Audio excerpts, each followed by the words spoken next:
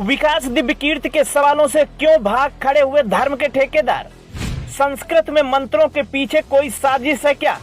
विकास दिव्यकीर्ति ने ऐसा क्या कह दिया कि भूचाल मच गया?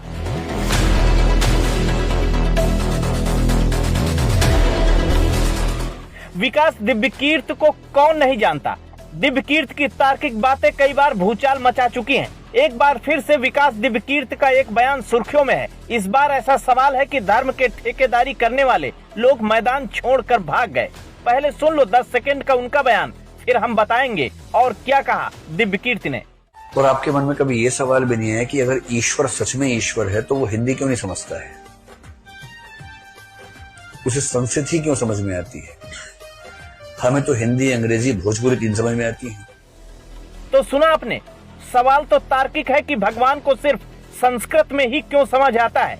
दिव्यकीर्ति ने कहा भगवान है तो उसे सिर्फ संस्कृत में ही क्यों समझ आता? मुझे तो कई भाषाएं आती हैं, फिर तो भगवान मैं हूँ। बहुत पहले से ही संस्कृत में मंत्रोच्चार हो रहे, सुनने वाले को कुछ समझ नहीं आता कि बात कही क्या गई, लेकिन मूर्खों ने कभी सवाल नहीं पूछा।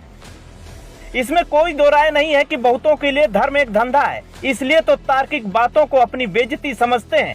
लिहाजा न वो सवाल करते हैं न वो सवाल सुनना चाहते हैं। विकास दिव्यकीर्ति के इस सवाल पर क्या है आपकी राय? हमें कमेंट करके जरूर बताएं। Bureau report, Ashok Kumar, INF, UP।